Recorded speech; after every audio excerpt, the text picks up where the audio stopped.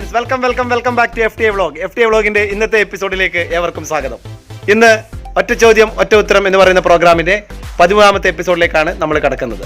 കഴിഞ്ഞ 12 എപ്പിസോഡുകളും നിങ്ങൾ നന്നായി കണ്ടു. അതിലെ കാര്യങ്ങളും അതിലെ ചോദ്യങ്ങളും ഉത്തരങ്ങളും ഒക്കെ നിങ്ങൾ നന്നായിട്ട് പഠിച്ചു എന്ന് ഞാൻ മനസ്സിലാക്കുന്നു. ഇനി നമുക്ക് ഇന്നത്തെ എപ്പിസോഡിലേക്ക് പോകുന്നതിന് മുമ്പായിട്ട് നമ്മുടെ അമ്പിച്ചുവിനോട് ലോട്ട് എടുക്കാൻ പറയാം. നമ്മുടെ അമ്പിച്ചു ഇവിടെയുണ്ട്. അമ്പിച്ചു, ലോട്ട് എടുക്കണ്ടേ? ഇന്ന് ലോട്ടിന് മുമ്പായിട്ട് വല്ല മാജിക്കും ഉണ്ടോ? മാജിക് ഉണ്ട്. എന്താ മാജിക്? സസ്പെൻസ് ആണല്ലേ? എവിടെ വെച്ചിട്ടാണ് മാജിക് നടത്തുക? പുറത്ത് വെച്ചിട്ട് നടത്താം. അതെയോ? എങ്കിലും മാജിക്കിലേക്ക് പോകാം.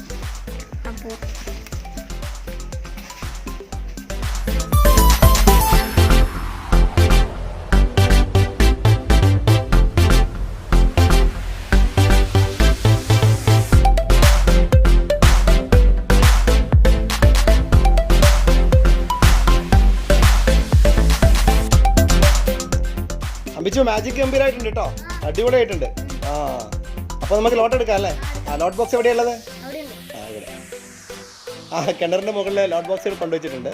Okay, ready? എങ്കിൽ ലോട്ട് എടുക്കാം.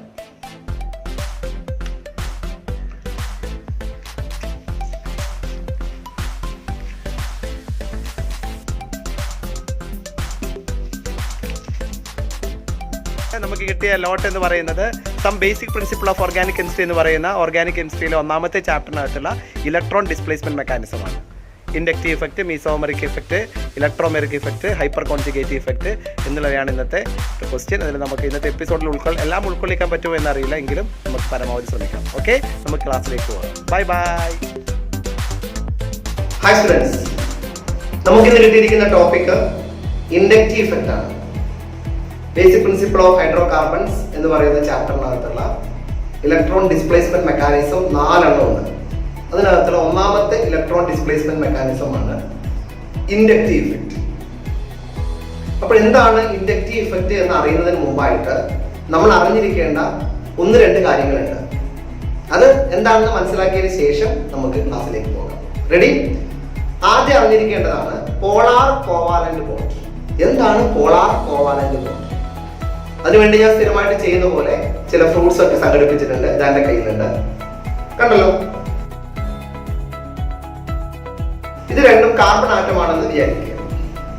ഈ കാർബൺ ആറ്റത്തിന്റെ സിംഗിൾ ബോണ്ട് ആണ് സെന്ററിലൂടെ കാണിച്ചിരിക്കുന്നത്, ബാംബു സ്റ്റിക്ക് കൊണ്ട്. ഈ കാർബൺ ആറ്റം ഷെയർ ചെയ്യാൻ വേണ്ടി ഉപയോഗിച്ച ഇലക്ട്രോൺ ആണ് ഒരു ലൈൻ. അതുപോലെ ഈ കാർബൺ ആറ്റം ഷെയർ ചെയ്യാൻ വേണ്ടി ഉപയോഗിച്ച ഒരു ഇലക്ട്രോൺ ആണ് മറ്റ് 2ാമത്തെ ലൈൻ. അപ്പൊ ഈ 2 ലൈനുകളും ഇലക്ട്രോണിനെയാണ് റെപ്രസെന്റ് ചെയ്യുന്നത്. ഈ 2 കാർബൺ ആറ്റവും സിമിലർ കാർബൺ ആറ്റം ആയതുകൊണ്ട് ബോണ്ടിങ്ങിന് കാരണമായ 2 ഇലക്ട്രോണും മിഡിലാണ് നിൽക്കുന്നത്. അതുകൊണ്ട് തന്നെ 2 കാർബൺ ആറ്റത്തിനും ഉണ്ടാകുന്ന ചാർജ് ഡെൻസിറ്റി സെയിം ആയിരിക്കും.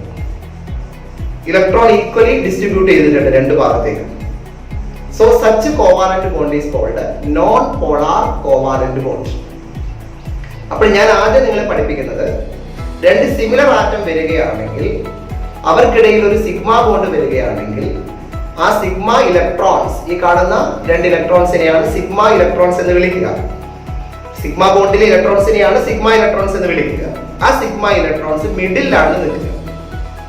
ഒന്നുകിൽ ഞാൻ ഈ കാണിച്ചതുപോലെ ഇങ്ങനെ നിൽക്കും, അല്ലെങ്കിൽ സെന്ററിൽ അപ്പുറത്തും ഇപ്പുറത്തുമായിട്ട് മുന്നിലും ബാക്കിലുമായിട്ട് അങ്ങനെ നിർത്താം. 2 രീതിയിൽ റെപ്രസെന്റ് ചെയ്യാം. ഓക്കെ, അപ്പോൾ ഈ സിഗ്മ ഇലക്ട്രോൺസ് മിഡിൽ നിൽക്കുന്നതുകൊണ്ട് 2 കാർബൺ ആറ്റം, 2 സിമിലർ ആറ്റത്തിനും ചാർജ് ഡെൻസിറ്റി സെയിം ആയിരിക്കും.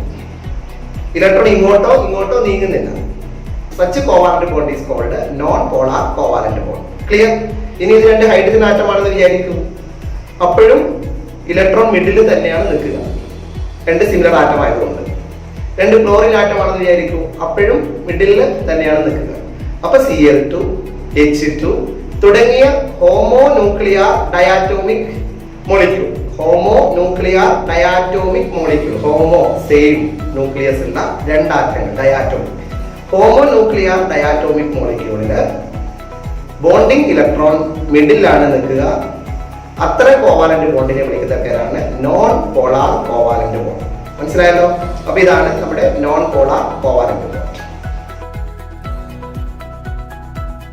ഇനി ഞാൻ ഈ ആറ്റത്തിനെ മാറ്റിയിട്ട് മറ്റൊരു ആറ്റം എടുക്കുകയാണ്.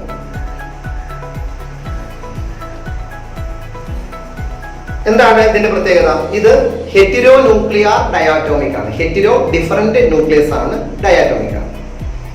ഇവിടെ നേരത്തെ പറഞ്ഞ പോലെ ഈ ബോണ്ടിങ്ങിന് കാരണമായ സിഗ്മ ഇലക്ട്രോൺസ് മിഡിൽ നിൽക്കുമോ?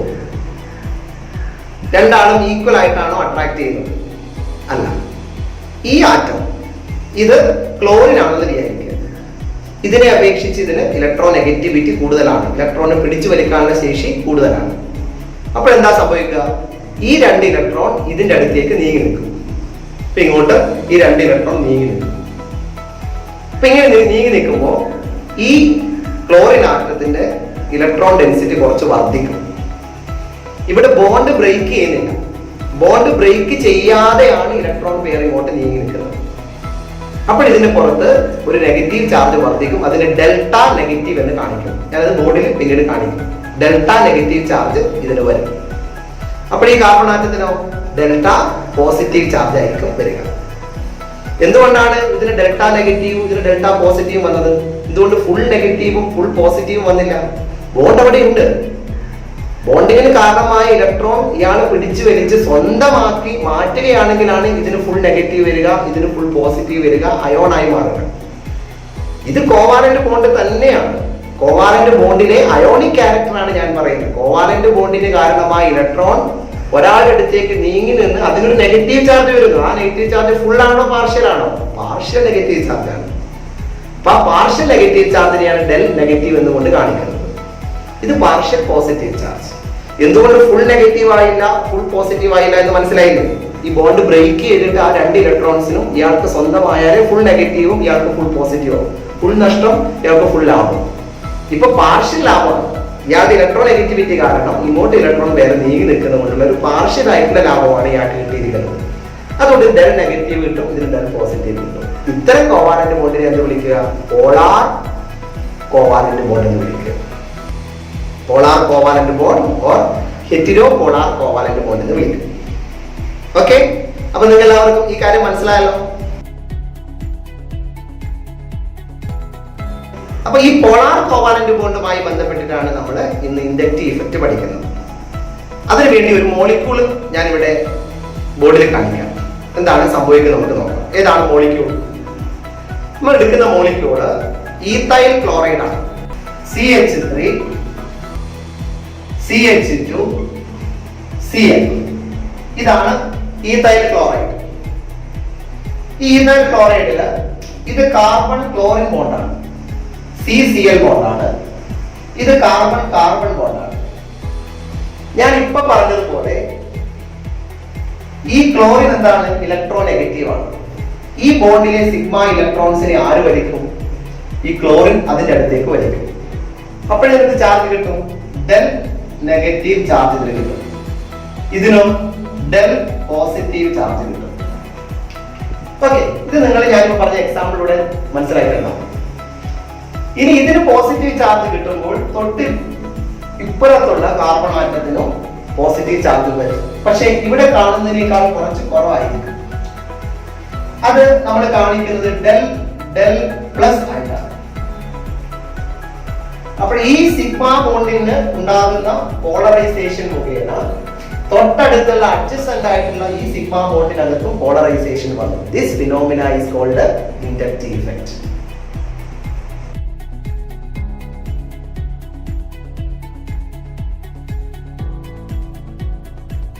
Polarization on a sigma bond due to polarization of another bond is called inductive effect.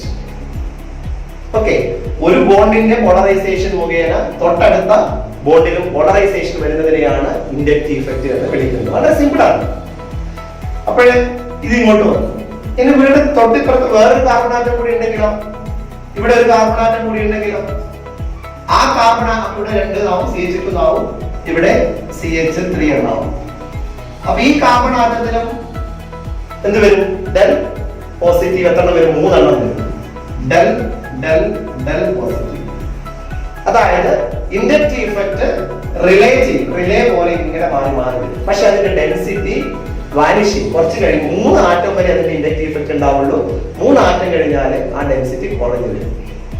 അപ്പൊ ഇൻഡക്റ്റീവ് ഇഫക്റ്റ് കാണപ്പെടുന്നത് ഈ ബോണ്ട് കഴിഞ്ഞിട്ട് 3 ബോണ്ട് വരെ, 3 ബോണ്ട് വരെ മാക്സിമം 3 ബോണ്ട് വരെ ഇൻഡക്റ്റീവ് ഇഫക്റ്റ് കാണാൻ പറ്റുള്ളൂ. ഓക്കെ, മാത്രമല്ല ആ ചാർജ് ഡെൻസിറ്റി കുറഞ്ഞു വരികയില്ല. നിങ്ങളിവിടെ പ്ലസ് ഇങ്ങനെ കാണുമ്പോൾ കൂടിക്കൂടി വരുന്നത് തെറ്റിദ്ധരിച്ചേക്കരുത്. ഉദ്ദേശിച്ചതിനേക്കാൾ ഇതിന് കുറവാണ്, ഇതിനേക്കാൾ ഇതിന് കുറവാണ്. ക്ലിയർ? അതാണ് ഇൻഡക്റ്റീവ് ഇഫക്റ്റ്. അപ്പൊ ഇൻഡക്റ്റീവ് ഇഫക്റ്റ് മനസ്സിലായെന്ന് വിചാരിക്കുന്നു. ഞാൻ വീഡിയോയുടെ അവസാനം ഈ മോളിക്യൂൾ വെച്ചിട്ടുള്ളത് കാണിച്ചു തരും കേട്ടോ. Okay,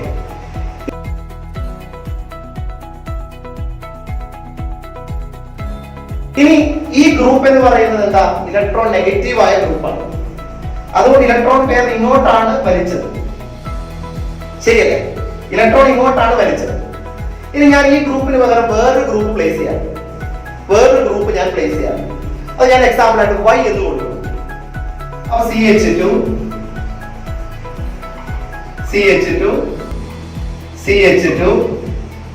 Y. ഈ Yന്റെ പ്രത്യേകത, ഈ Yയുടെ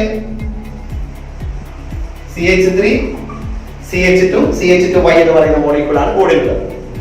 ഈ Yയുടെ പ്രത്യേകത ഇലക്ട്രോൺ ഡൊണേറ്റ് ചെയ്യുകയാണെന്ന് വിചാരിക്കുക. ഇലക്ട്രോൺ ഇങ്ങോട്ടാണ് കൊടുക്കുന്നത്. ക്ലോറിൻ അങ്ങോട്ടാണ് വലിച്ചതെങ്കിൽ മോർ ഇലക്ട്രോ നെഗറ്റീവ് ആണെങ്കിൽ, ഇത് ഇലക്ട്രോണിനെ ഇങ്ങോട്ട് കൊടുക്കുന്ന, പുഷ് ചെയ്ത് കൊടുക്കുന്ന ഒരു ഗ്രൂപ്പാണ് വിചാരിക്കുക. ഇത് ഇലക്ട്രോണിനെ പുള്ള് ചെയ്ത് വലിക്കുന്ന ഗ്രൂപ്പാണെങ്കിൽ, ടുവേർഡ്സ് ഇറ്റ്, അതിന്റെ അടുത്തേക്ക് വലിക്കുന്ന ഗ്രൂപ്പാണെങ്കിൽ, ഇത് ഇലക്ട്രോണിനെ ഇങ്ങോട്ട് തള്ളി കൊടുക്കുന്ന ഗ്രൂപ്പാണെന്ന് വിചാരിക്കുക. ഡൊണേറ്റ് ചെയ്യുന്ന ഗ്രൂപ്പാണെന്ന് വിചാരിക്കുക.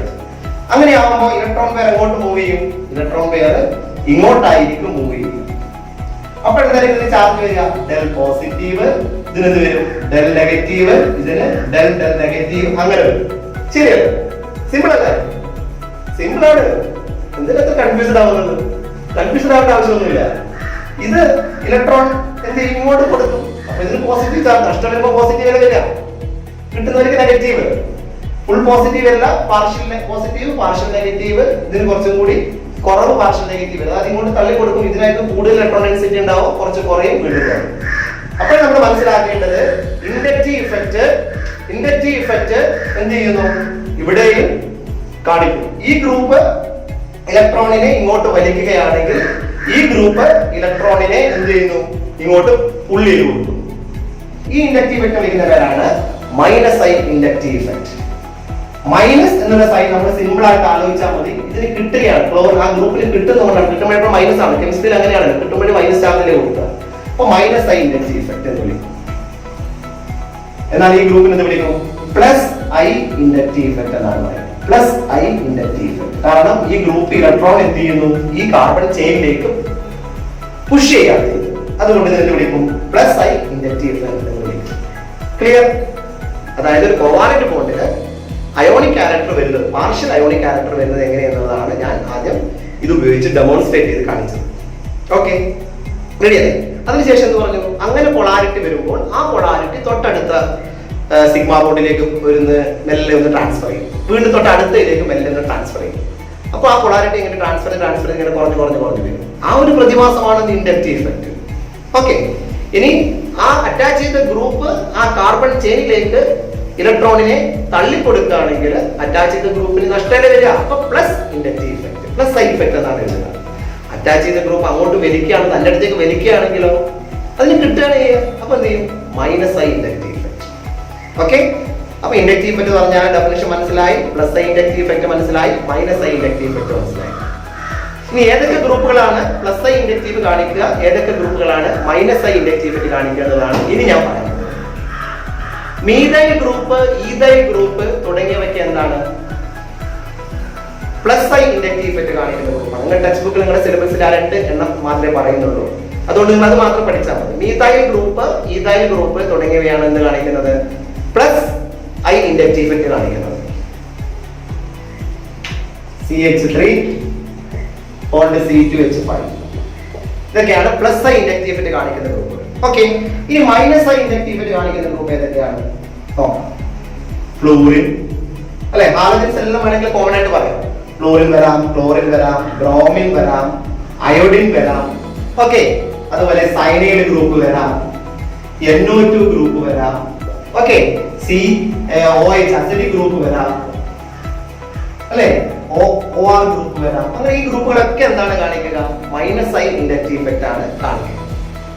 ആൽഡിഹൈഡ് ഗ്രൂപ്പ് വരാം, CHO ഗ്രൂപ്പ്, കീറ്റോണിക് ഗ്രൂപ്പ് വരാം, C ഡബിൾ ബോണ്ട് ഗ്രൂപ്പ്.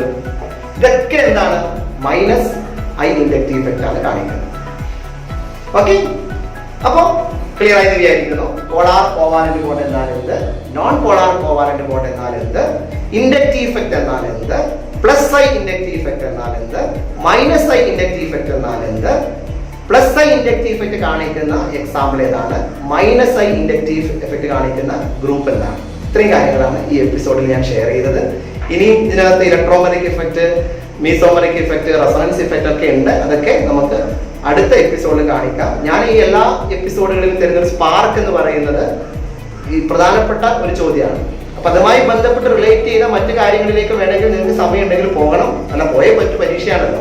അപ്പൊ ഒരു സ്പാർക്ക്, ഒരു ഭാഗം ഞാൻ തരികയാണ്. ആ ഭാഗം ക്ലിയർ ആയി പറഞ്ഞു തരുന്നു. അത് നിങ്ങൾ എന്ത് ചെയ്യുന്നു? അത് പഠിക്കുകയും അതോടൊപ്പം അതുമായി ബന്ധപ്പെട്ട അതിന്റെ അപ്പുറത്തും ഇപ്പുറത്തുള്ള ഭാഗങ്ങൾ കൂടി നോക്കി വെക്കണം. കാരണം എക്സാമിന് ഏതാണ് വരുന്നത് പറയാൻ പറ്റില്ല.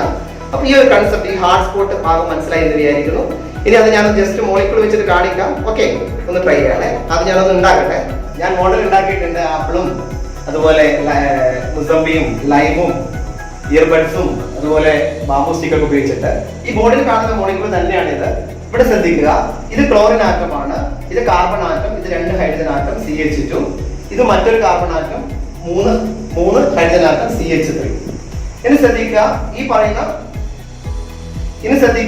പറയുന്ന ക്ലോറിൻ ആറ്റം എന്ത് ചെയ്യും? ഈ 2 ഇലക്ട്രോണിനെ ഇലക്ട്രോൺ നെഗറ്റിവിറ്റി കൂടിയതുകൊണ്ട് അങ്ങോട്ട് വലിച്ചു.